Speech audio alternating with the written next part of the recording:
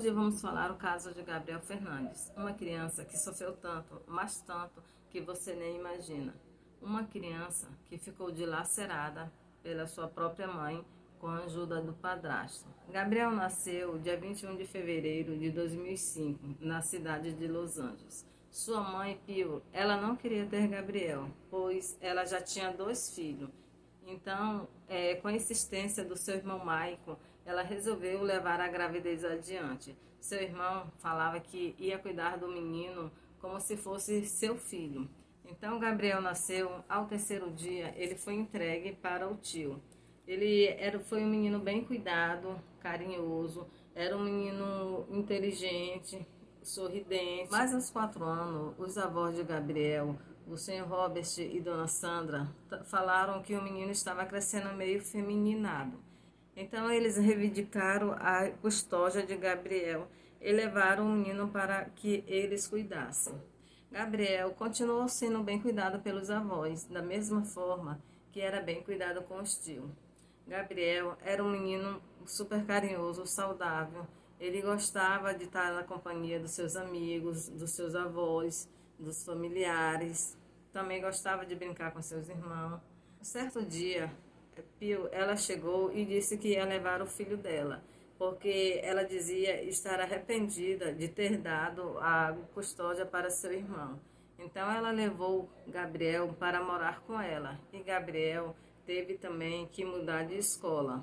Sua mãe, Pio, ela morava com Isauro, que seria o futuro padrasto de Gabriel. A mãe de Gabriel, na verdade, levou ele para receber mais auxílio do governo, porque quanto mais criança, mais auxílio ela teria. Então ela levou Gabriel para morar com ela na intenção de pegar mais auxílio do governo americano.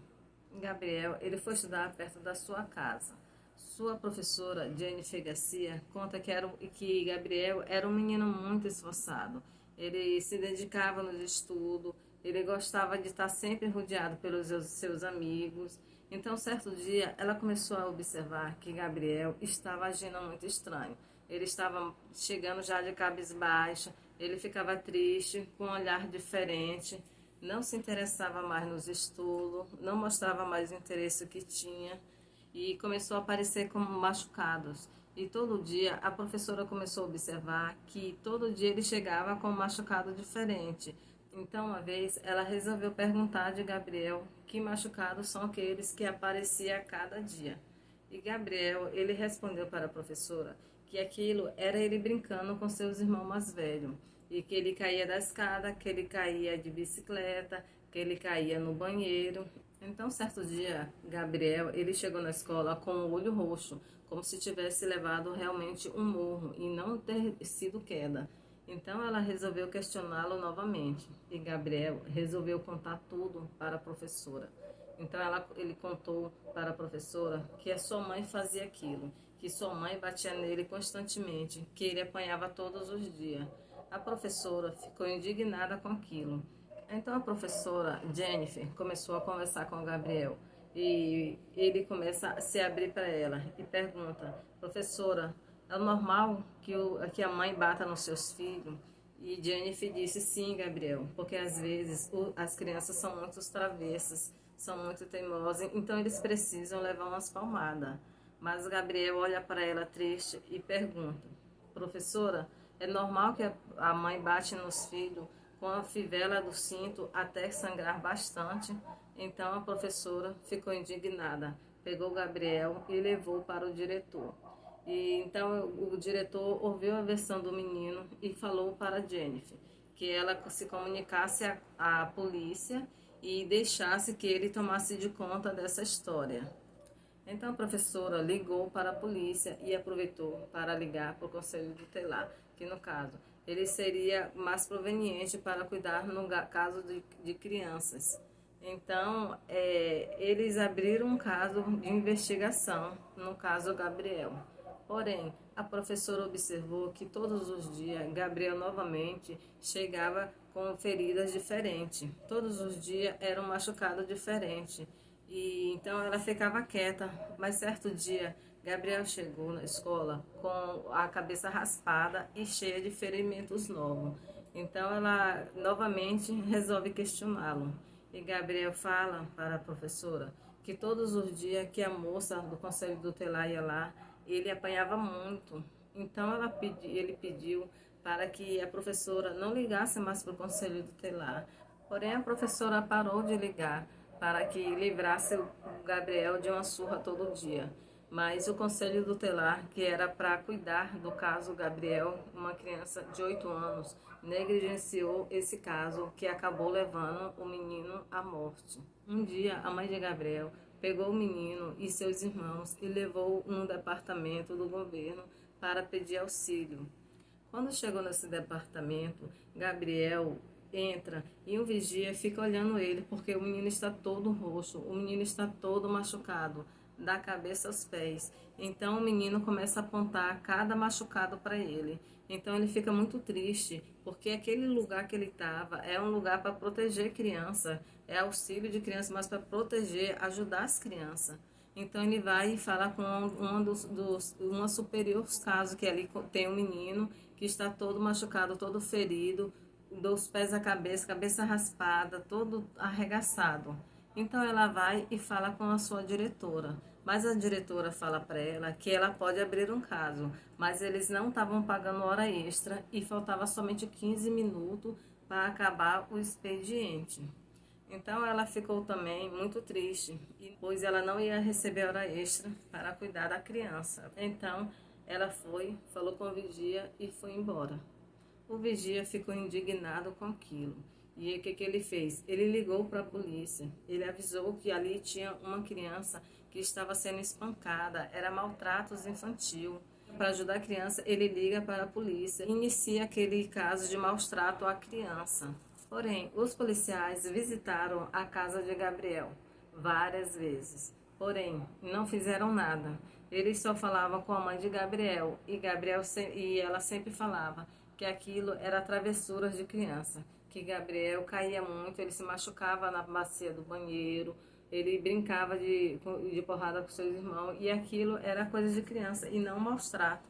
O conselho tutelar também iam lá várias vezes, tanto é que foram 4 conselheiros diferentes visitar a casa de Gabriel, onde ele residia. Mas, porém, eles nunca perguntavam como estava Gabriel. Eles nunca perguntaram de Gabriel como ele mesmo estava. Eles nunca pediram para conversar com Gabriel. Eles nem sequer entravam na casa onde o menino morava. Então, o que aconteceu? Eles só iam, visitavam, falavam com a mãe e iam embora.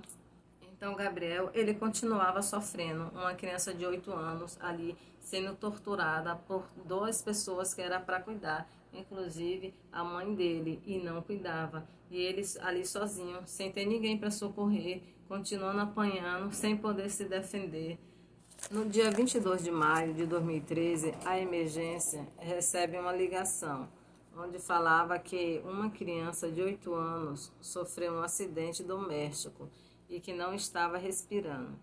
Então o paramédico orienta a mãe a fazer o RCP, que logo eles chegavam. Quando os paramédicos chegaram, perceberam logo o desastre da família, a bagunça dentro de casa. E quando viram a criança, notaram diversos hematomas pelo corpo da vítima. Então levaram o menino para o hospital. Os paramédicos relatam que os responsáveis pela criança não se demonstraram nem um pouco preocupados com Gabriel e que em nenhum momento eles pediram para acompanhar a criança até o hospital. Não fizeram nada, não demonstraram nada, nem um pingo de arrependimento pelo que fizeram com Gabriel. Gabriel ficou internado durante 2 dias no hospital. Os médicos tentaram muito ajudar Gabriel a sobreviver, mas infelizmente não teve como. Os médicos teve que desligar os aparelhos e o menino morreu aos 8 anos de idade. Passou 8 meses com a mãe, foi 8 meses de tortura, 8 meses de sofrimento, onde o menino só apanhava. Não tinha direito à comida, não tinha direito a beber água, somente apanhar. Logo após a morte de Gabriel, realizaram a prisão de Pio e seu esposo Isauro. Eles nunca negaram nada, eles sempre ficavam calados e aceitavam o que falava. Eles sempre confessaram que o menino foi torturado na mão deles. Ele não tinha direito a comer.